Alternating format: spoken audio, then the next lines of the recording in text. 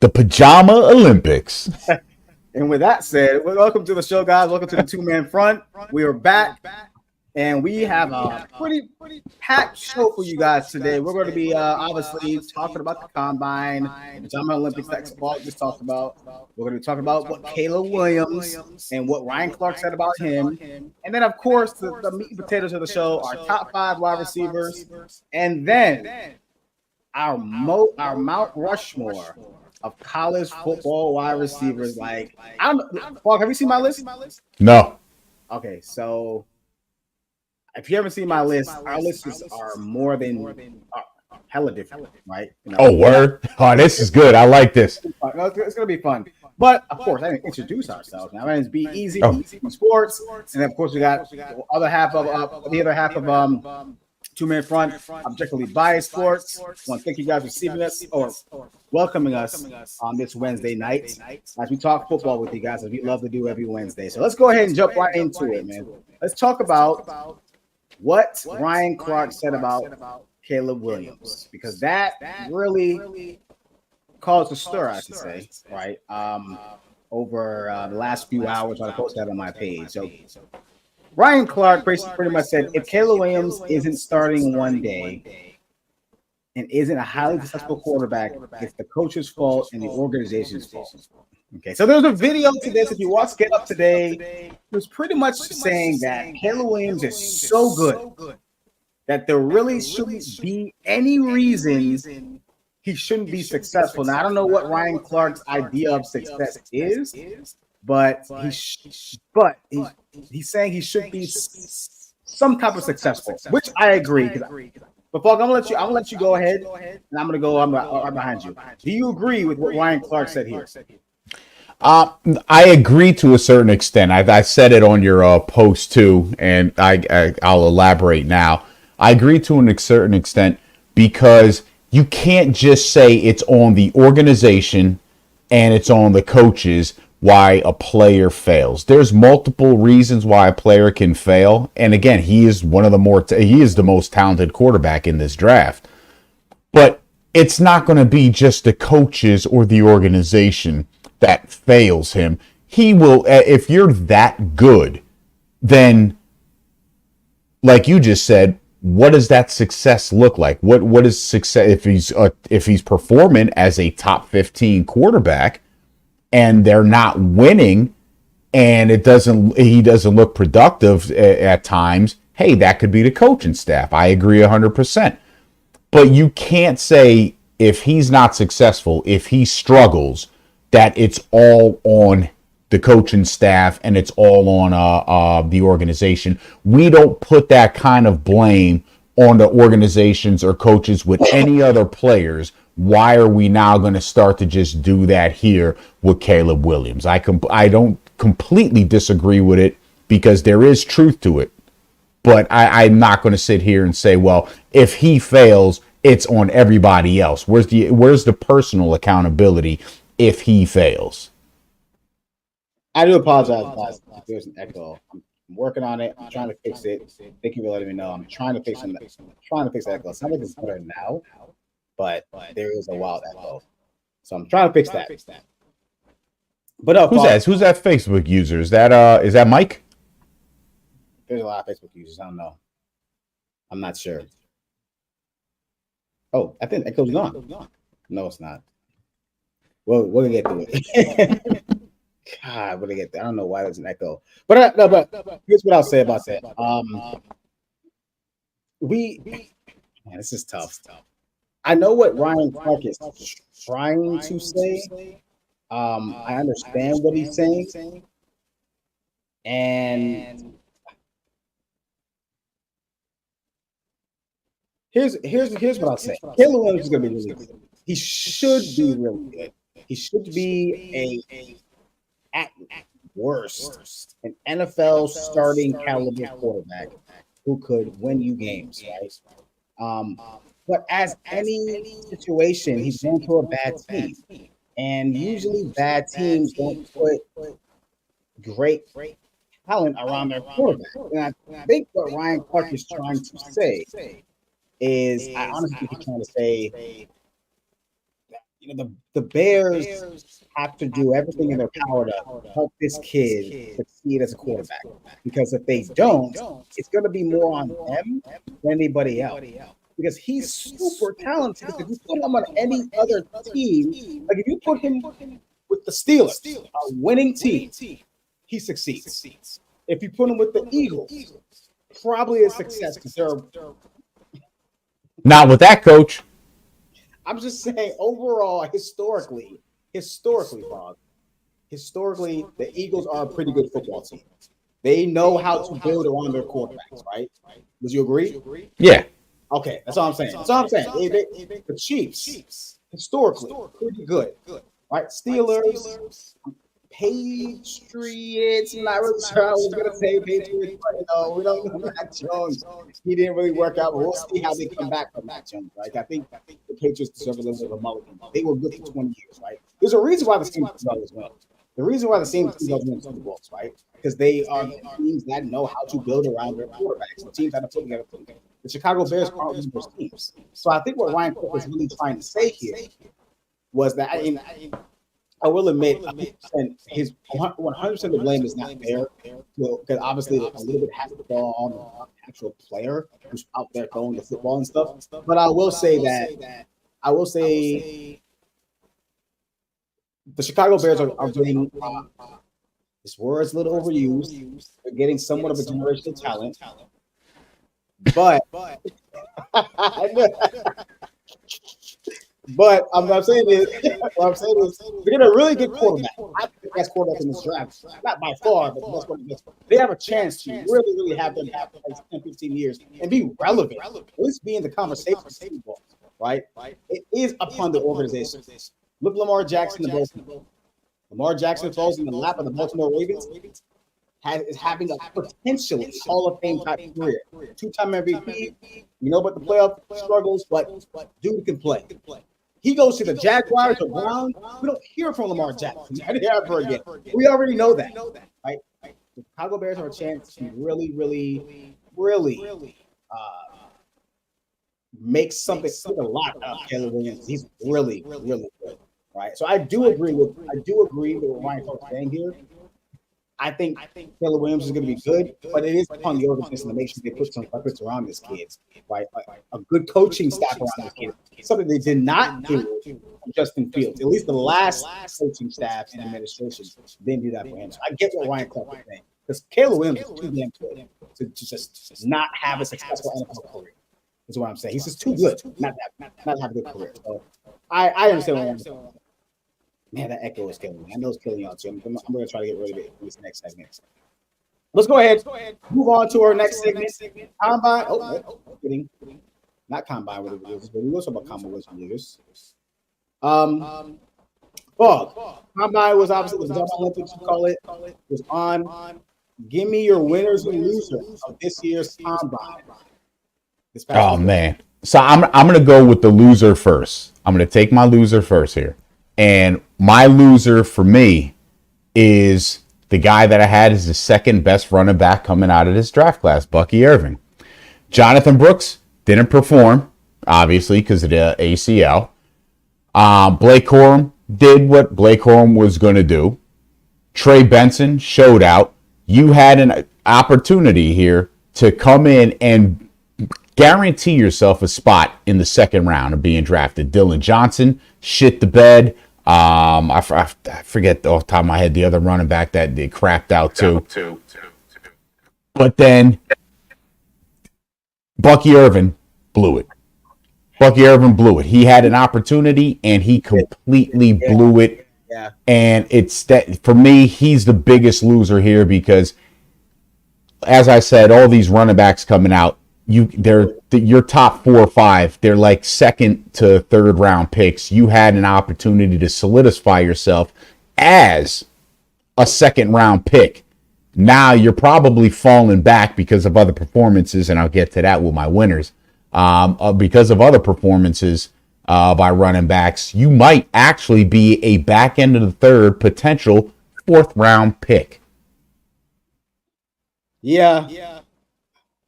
Bucky didn't do himself a lot. I didn't think he was going to run very fast anyway. I didn't think he was going to run that fast. So did you do your loser or winner first? My loser. Yeah, he didn't run that fast, but he also didn't do the cone drills. He did not look good at all. Like, yeah, I didn't even think about. I'm not gonna lie to you. I didn't even think of Bucky Irving when I saw, because I watched the running back pretty intently. Like I love running backs, right? So I watched it pretty intently. When I did, it was probably one of the only things I actually watched live, right? We also kind of just consume through social media or whatever. So Bucky Irving was the one that was I can agree with that. Man, I might have hit me. I was really he was number 2. You know, but it doesn't mean he's not going to be a good back. He didn't do it himself, right? yeah. My original loser, before you said Bucky Irving, man, I forgot all about Bucky. My original loser was probably going to be I did a post on this guy. He didn't look good. With Spencer Rattler. Rattler he didn't look great. He didn't test well. These drills, man. Like I don't put a lot of stock into them. I do understand that it's a perception topic, right? You know, it's one of those things where, like, especially with a guy like Spencer Rattler, who had a pretty inconsistent college career, was pretty inconsistent too, right? So he needed this. He needed to go out and look. Caleb Williams, Jaden Daniels, Drake May didn't perform, so it was just him. It was JJ McCarthy. It was Bo Nix. It was Penix Jr. It was guys that, you know, he could have snuck himself in that, like, you know, not top 5, but like top maybe first, second round, possibly, if he killed it at the combine. He didn't. And I was kind of disappointed. I really think Spencer Rattler can play. I really think this kid can play. Oh my God, the echo's gone. I just realized that the echo was gone. Sorry. I really think the kid can play. Right? He was my biggest loser. Fog, who's your biggest winner?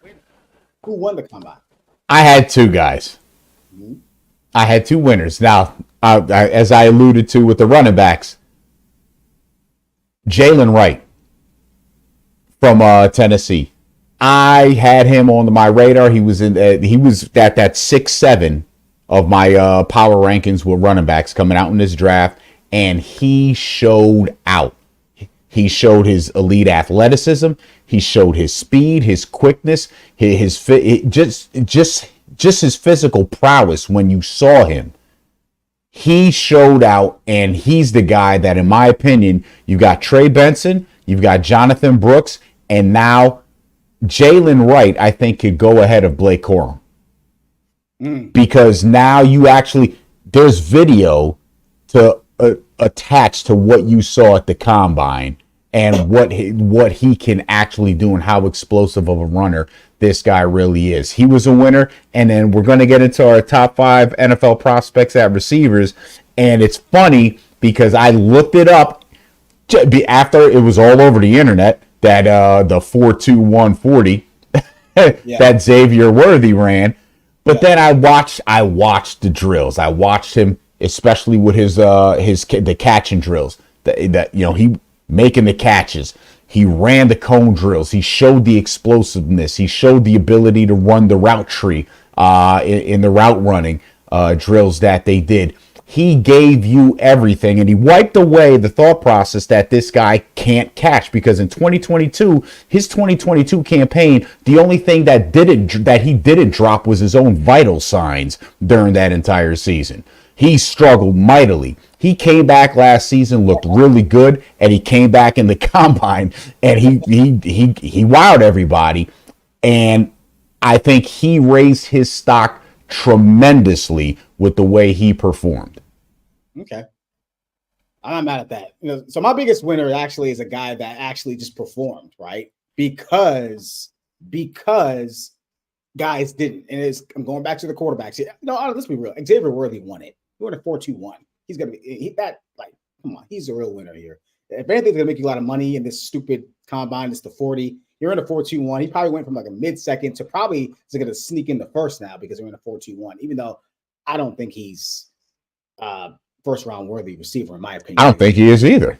So, but the guy who won the combine is honestly, he's turning into one of my favorite quarterbacks, man. It's JJ McCarthy. It's JJ, man. He's really, and look, I'm going to this some point this week. I'm going to explain to everybody why JJ McCarthy should be among Jaden Daniels, Caleb Williams. I'm going to explain to you why he's better than Drake May and why Drake May I feel like is. If you like Bust. Drake May, I didn't say that. Bust. I'm gonna say it right now. I'm not gonna say that because I don't want to be too absolute with him because again, situation, right? Situation. Where does he land? That matters, right? Where does JJ land? That's gonna matter a lot, right? But JJ McCarthy, I feel like won the combine. One was a winner. Not won the combine. Was a winner because I feel as if he did everything he needed to do. There were some things where he could have cleaned up a little bit. Didn't look great outside the numbers when he threw the ball. Deep ball looked good. Had some zip in between the numbers. Deep ball was good, but it wasn't. I wasn't Joe Milton, right? You know what I mean? But everything I read, at least I wasn't in the rooms when he had the interviews. People liked the guy. And he's a winner. 27-1 at Michigan, won a national championship. Knows how to manage a football game. Game manager was a big point of topic for a lot of people this past year with Brock Purdy and other guys. You want a guy like Brock Purdy? You want a guy who's gonna just kind of manage the football game? JJ McCarthy can do that for you. So I'm really interested in seeing where he lands. But to me, only because guys like Caleb Williams, Jaden Daniels, and there's someone else who didn't perform. Who else? Who was the other guy? Who's the other quarterback that didn't perform? There's three guys. Drake May didn't perform. Yeah, sorry. Yeah. Yeah. Only because those guys were out there. It gave him a chance to be in the spotlight. Yes. And I was happy for him. So I love JJ McCarthy. I think he's gonna be really good, and I think he should be. I'm gonna have a little something on him. I'm gonna compare him to another guy in this draft who I think he's gonna be much better than. But yeah. Combine's up. Combine has come and gone, and it was fun to watch. I feel like he's gets less and less significant every single year. Like I just don't get anything from it. You were out and about with your son and your girl. Yeah. I know that's a minute of it. Only one I watched was the live of the running backs. I think that was like day one or on Saturday. I just love watching the running backs. I think their drills translate a little better than anything else in the combine. So I like watching the running backs. But other than that, yeah, we didn't watch that. I don't care about the Jump Olympics. I don't care. Let's go ahead and move on to our top 5 wide receivers of this draft. It's a pretty deep class, Frog. Yes. Upon like you could have said that every single receiver at the combine was a winner, right? Because this is a class where if you need a lineman or a wide receiver, this is your class. Yeah. So let's go ahead and go right into it. I want to ask this question to you too. If you can just off the top of your noggin, I'll ask at the end: could this be the best wide receiver class we've ever seen? I'm gonna ask you that at the end because it could be. But let's go and get to our list real quick. Let's go and show our viewers our list. Oh, there we go. Our top 5 wide receivers of the 2024 NFL draft, as you can see right there. Paul, go ahead and explain your list, and I'll go right after you. The disrespect. You got Xavier Worthy tucked off on the side of the screen, man. Oh, well, he's not. He shouldn't be there. That's why. He shouldn't be there. Look, my top 5 is pretty much off of what I saw game film wise. And out of all of these guys, look, we have the number 1 wide receiver, the best player in the draft is Marvin Harrison Jr., and it's not even close. I think hands down the only weakness that I see in him is what team he's going to wind up playing for and what quarterback's going to be throwing him the ball. That's probably the only weakness he's got. He's easily the best receiver in this draft. I've got Rome Odunze.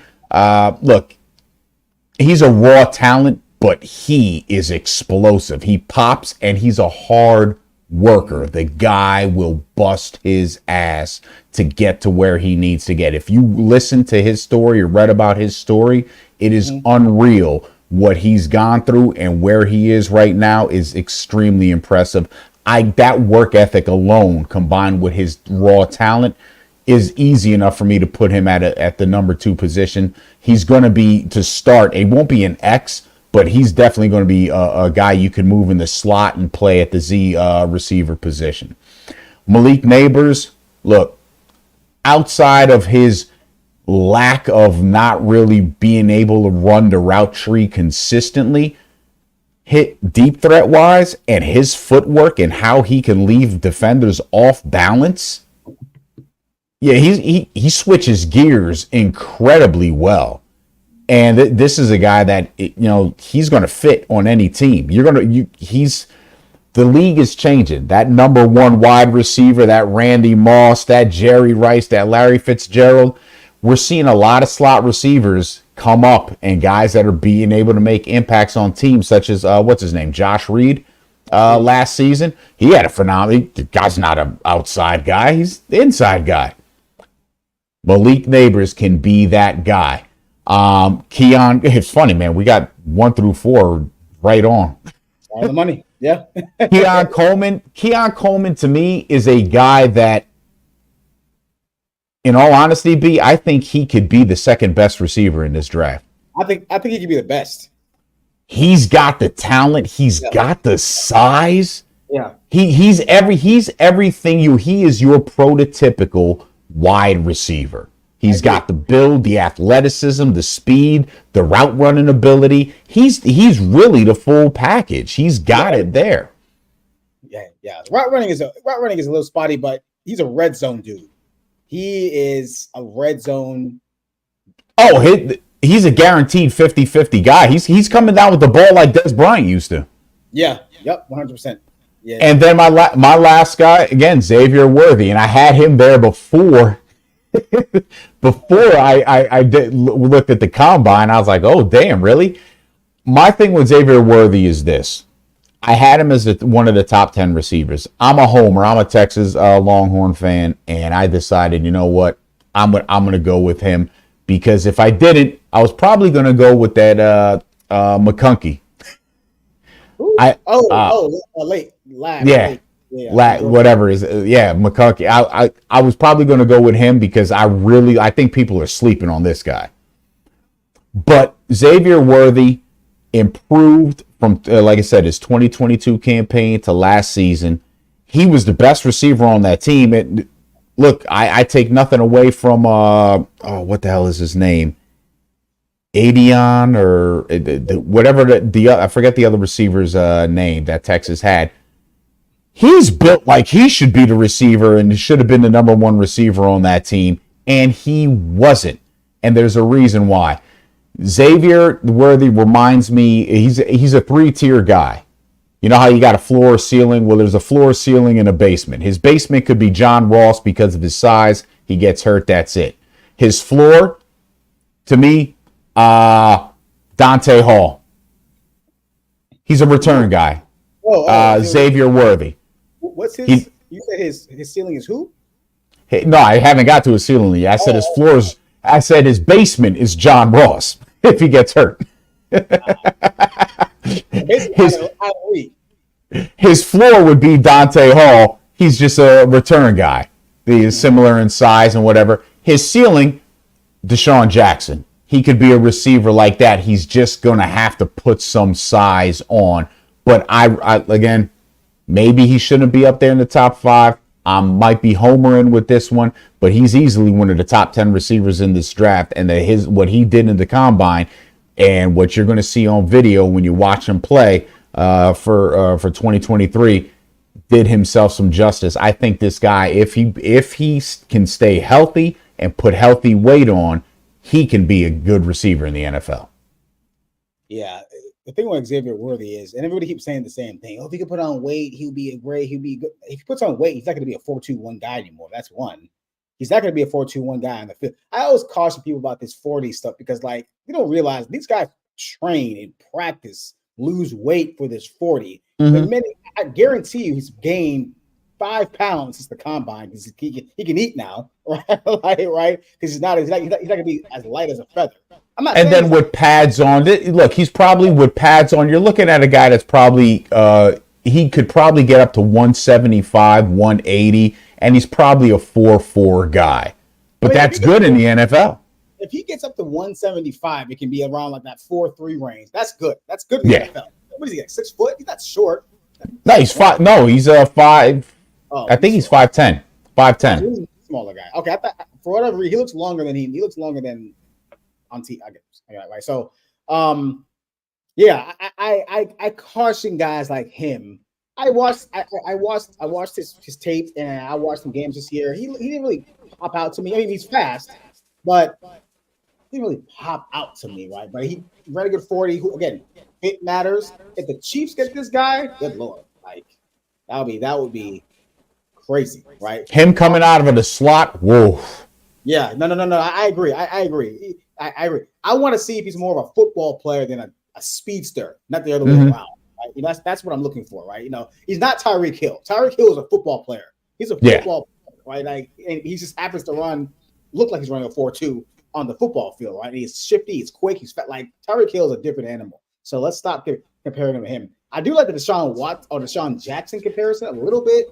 I think Deshaun Jackson was a better receiver and a route runner, and a better football player. I think Deshaun wasn't big at all. Never big, right? Deshaun probably wasn't more than what? He probably wasn't more than 165, 70 pounds his whole career. I don't know, right? Yeah, I think it was like 175 his whole career. Yeah, he was a little dude, little smaller dude, right? You know, and he blew by guys. Yeah, our top four are pretty much similar. I don't have a lot of I don't really have much else to give. I think Marvin Harrison Jr. is the best football player in this draft. I think he's the best football player in this draft. And I think Rome Odunze reminds me so much. He just has he reminds me so much of Jamar Chase when he came out of LSU. Big dude, can run routes, right? Well, he's just really physical, right? Really physical guy. Will go up and get it, but still run pretty precise, crisp routes. Injury concern a little bit, but I think he'll be okay. Neighbors to me is the wild card. I think he's someone that can either be a boom or bust guy. Yes. Right? I really do. I think he's either going to come out and just set the world on fire in the NFL, or he's just not going to be heard from. He's just going to be another dude, right? I'm not as high on him. I almost want to switch him and Coleman now because I love Coleman. I watched him the other day. He just has, like you said, he has potential to be the second best receiver. I think he has potential to be the best receiver in this draft looking back 4 or 5 years from now. Right? I really do. I think Marvin Harrison is going to be really, really good. But I think whoever gets their hands on a guy like Keon Coleman, who I think will look great in a Ravens uniform, but we'll see. That's somebody Lamar Jackson. He needs a guy like that. They always Zay Flowers is great. He needs a 50-50 guy. He needs a guy that's going to bail him out sometimes, right? Kind of like the way A.J. Brown bails out Jalen Hurts a lot. Yes. Right? That's what he needs, right? You know, we'd love to see him in a Ravens uniform. Let's see the Ravens do it if he's still even there. And then Tez Walker, man, he is another boom or bust. I think he's a guy that he just looks good on film. He looks every route looks pretty crisp. He has the hands. Drake May immediately looked better when Tez Walker was allowed to play, right? And there's not a lot of film on him though. He comes from Toledo, so he was out like the first 6-7 games this year. Something like that. 6 games I think it was. So there's not a lot of tape on him, but I think if he almost reminds me a little bit of like a situation where like of Josh Gordon, when Josh Gordon was in and out of Baylor and the NFL, and he takes over, but then obviously with the drug situation, he couldn't really handle it. That's what Tez Walker reminds me of. Maybe not the same build, but the same maybe career path or football path, right? If he goes to the right football team with the right quarterback, right? Maybe a CJ Stroud, right? Maybe a Bryce Young. I don't know. He goes to a team with a quarterback that needs some help. He's like an ultimate number 2 receiver that can turn into a number 1. That's how I look at Tez Walker. So, but yeah, I mean this wide receiver draft is deep, man. It is super deep. So you think so? It begs me to ask you the question, just real quick. Do you think this could be the deepest wide receiver class ever? Just looking back at some draft classes. Damn.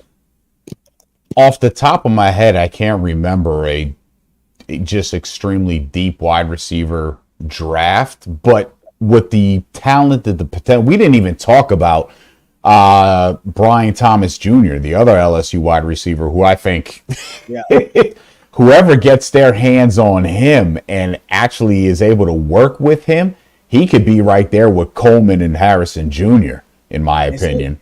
It's almost like it's funny. It's almost the same situation the LSU Tigers had a couple of years ago with Jamar and Jefferson, right? Yes. They were so good together. Everybody was saying like, oh, well, he had Chase, oh, he had Jefferson. See how they're they're both great now. But it's hard to tell with those two because they had to. Well, again, and the other thing too is you got that guy Ricky Pearsall from Florida. Yeah, he looks really good. Lad McConkey looks really good. The kid from South Carolina, I'm spacing on his name.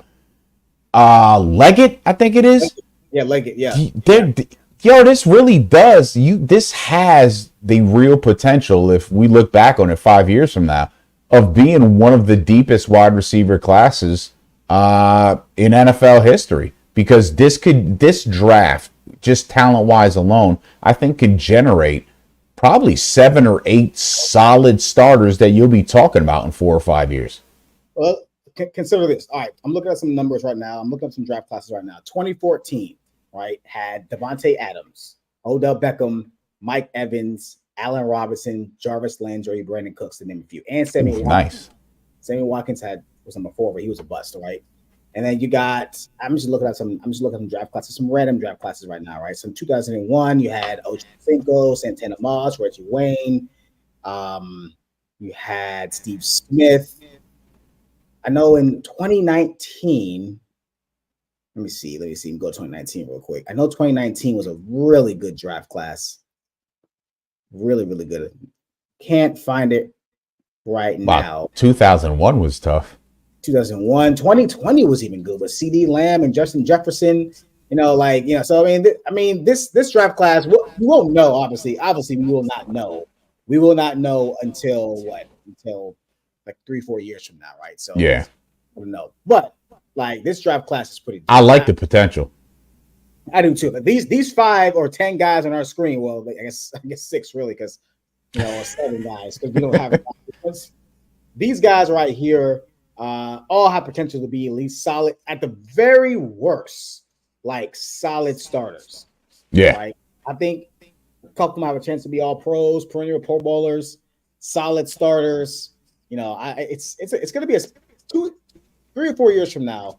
It's going to be a pretty solid draft. I do want to get to Kevin's comment though. He said that wide receivers are going to be treated like running backs soon, which I'm very interested in hearing why he believes that if he's still around. But that was a very interesting comment that I saw. I'm just kind of curious if we can get back to this. Kevin, if you're still watching, he's kind of curious to see what you mean by that. I wonder if he's talking about the value because of how the way the game is being played now. You don't need I don't think you've ever really needed an elite receiver to win a championship.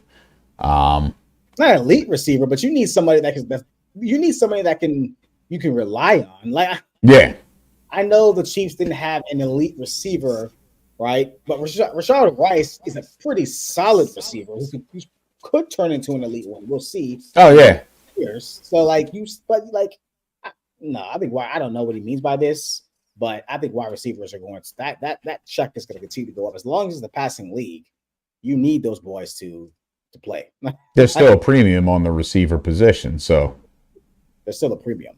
So. But there's that. So look, let's get to the topic I've been waiting for. Let's get to Rushmore, our Mount Rushmore of college football receivers. All right, Fog. Who you got? I'm your Mount Rushmore of college football receivers. While I pull the list up. Oh man. So I went through wow. Oh. Hey, just so you know, mine, if you're watching, mine's on the left, depending on how you're looking. I have the white and Fogg has the Yo, that is crazy. I'm going to explain why it's crazy in a minute because I really struggled with this. Randy Moss, I think if he's not on your Mount Rushmore of receivers, college football receivers, you're out of your mind. What that man was able to accomplish. conversation. You have no validity to your conversation. Yeah. I put Tim Brown on there. Tim Brown was one of the he really made the receiver position something to be looked at, and I think he wasn't the first, but he was the first really relevant wide receiver to win a Heisman Trophy. I put Desmond Howard on there because Desmond Howard carried those Michigan teams. Now, unfortunately, he struggled in one of the Rose Bowls against Washington. He got shut down, but Desmond Howard was a threat. That was again, it wasn't just out of the receiver position. It was out of being a punt returner and a kick returner, but he still was a wide receiver and he was a dominant one. And then Corey Davis, I put Corey Davis up there. That was interesting to me. That was the. I put Corey Davis up there because I had Braylon Edwards, I had Larry Fitzgerald, I had Devonta Smith, and I had Michael Crabtree. I kind of scratched Crabtree off. Just missed my list. Because it was just that one season, but that one season I think is still a record-setting season that he had. Yeah, I believe. No, Devontae beat that. I think so. But I'm not mad. Look, Fitzgerald, Edwards, Devonta Smith, those were all guys that I was struggling. The reason I took Corey Davis, I said, let me give a win to the little guy. Western Michigan. What he did, I think he had 3 straight seasons where he put up NFL numbers, like over 1,200 yards receiving each season, 12, 15, and 19 touchdown receptions, and his quarterback was somebody named Tom Fleek or something like that. And you know what his NFL career was? He was signed, I think, by the Pittsburgh Steelers on May 7th of 2017 and released on May 9th of 2017. That was his career in the NFL. So this is what Corey Davis was working with. I went kind of with the same thing that I did with the quarterbacks. 2 years or more. Let me see the consistency. And Davis put up, like I said, it was video game numbers. And when I was watching Davis, it brought me to watching Malik Neighbors because Davis was able to stop on a dime, shift, and just on those 7, 8, and 9 routes on the route tree, able to turn defenders. And again, he was doing it against guys whose futures were as accountants or Walgreens managers. But it was unreal to watch his film. The only reason I looked at him is because he was on multiple top 10 college wide receiver lists. Yeah. And I said, really? I got to go back and watch this shit. And that's the only reason I watched it. I'm like, you know what? Let me put that man up there and give him his flowers. Yeah, maybe he shouldn't be on that Mount Rushmore, but damn it, it's my Mount Rushmore. It's my opinion, and I'm giving it. It's hard, man. Yeah, when I saw Braylon Edwards, I'm like, damn, you beat me too, because he was right there. It was so hard to keep off Michael Crabtree because he's a 2-time Biletnikoff winner. That's obviously it's because wide receiver. There's so many great wide receivers. I feel like if you win the Biletnikoff Award, like you did something. There's just so many really good receivers out there in college football. Obviously, we'll have Randy Moss, Braylon Edwards, hell of a career at Michigan. 3 1,000-yard seasons with double-digit touchdowns. I mean, he was just everything to Michigan his last 2 years, man. With Lloyd Carr, and I think Chad Henne was doing the football. So he was fantastic at Michigan. Larry Fitzgerald should have won the Heisman 2004. I will take that to my grave. It shouldn't have been Jason White. I don't care what anybody's. It was ridiculous. Larry Fitzgerald was the best player in college football that year. I'm still very upset about that. Because Larry Fitzgerald should have won it with his numbers. I think he had 1,500 yards and 22 touchdowns. I mean, he was phenomenal. Let me look real quick. with Larry finished second in the Heisman. Oh, so he's only there for 2 years actually. He's only there for 2 years. 2003 to 2005, I think it was. 2002 and 2003. Yeah. And 12 touchdowns. I guess it was his sophomore redshirt year, and then freshman redshirt year, and then his sophomore year, 22 touchdowns. So it makes sense because at that time they weren't really giving the Heisman Trophy to guys under like junior or seniors, and he was a sophomore redshirt. So he would have won it today. Like he would have won it like if he was playing today, because now they're giving the Heisman to everybody. They're giving it to everybody now. So Devontae should have won it that year. I'm sorry, Larry Fitzgerald should have won that year. Devonta Smith barely made it. And probably the only reason why he made it was because he won the Heisman. And he's only the second wide receiver to win it. I think Desmond Howard won it first. Either Desmond was first, or it's one of those things where Devontae was the first to win it since Desmond. I forget what it was. Oh no, he was because Tim Brown won it in '88. Yeah, you're right. Tim Brown won in '88. Yeah. Okay. Yeah, he was Devonta Smith was the first wide receiver to win the Heisman since Desmond Howard. Yeah, okay, that's why Tim Brown didn't win it. You're right. Tim Brown didn't win it. Devontae had a hell of a year that year. He just seemed unstoppable, and I know it's just a 1 year thing, but yeah, he was good his junior year and sophomore years as well. Like he was fantastic. So, but Devontae had just a dominating year that year, man. I'm not gonna lie to you. I'm having a little bit of buyer's remorse because I think Michael Crabtree should be on this list somewhere. I do. I think Crabtree should be on the list somewhere. There are so many dudes. Justin Blackmon had 2 phenomenal seasons at Oklahoma State. He was another one. It's so hard to do this without thinking of their NFL careers.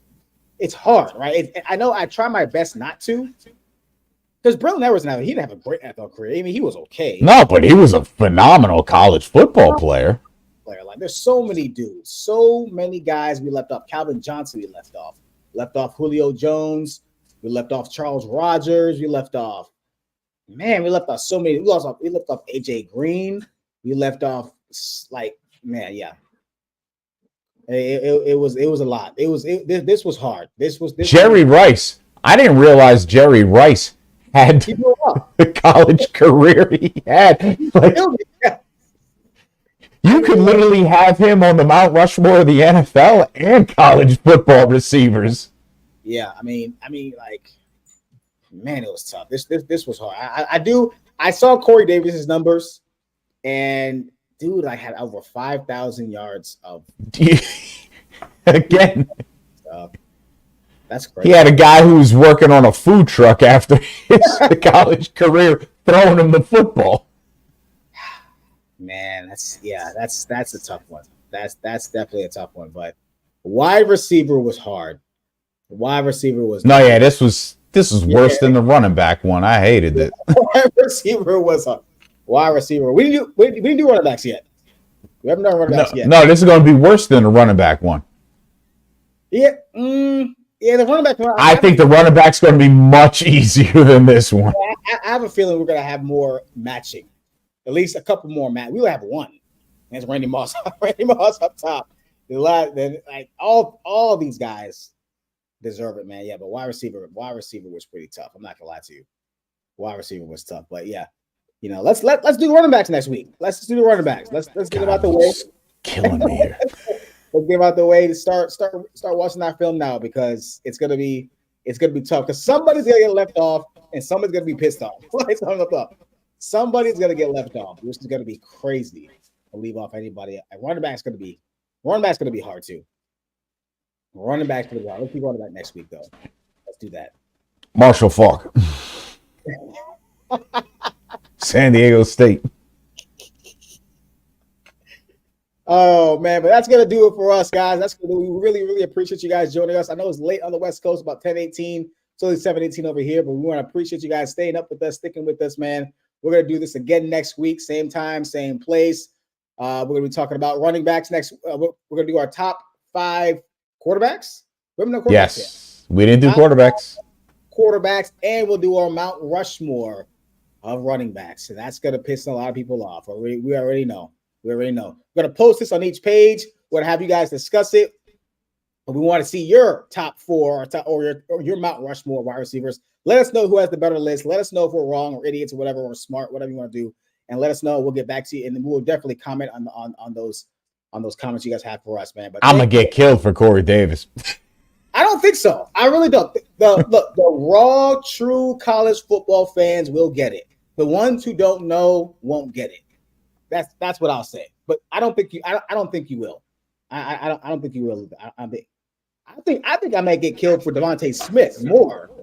Bro, he was on that list. It was a struggle. I'm starting to have buyer's remorse not having Crabtree on this list. I really am. Crabtree, I am. Crabtree was phenomenal. Crabtree and Fitzgerald were the only 2 guys that I was going to replace Corey Davis with. I was just like, it's got to be one of those 2. If I'm not going to go Davis, I'm like, fuck it, I'm going balls in, Corey Davis. Oh, man, that's great, man. Hey, we want to thank you guys again. Thank you for joining us. And we will be back next week, and we'll see you guys next week. Have a good night.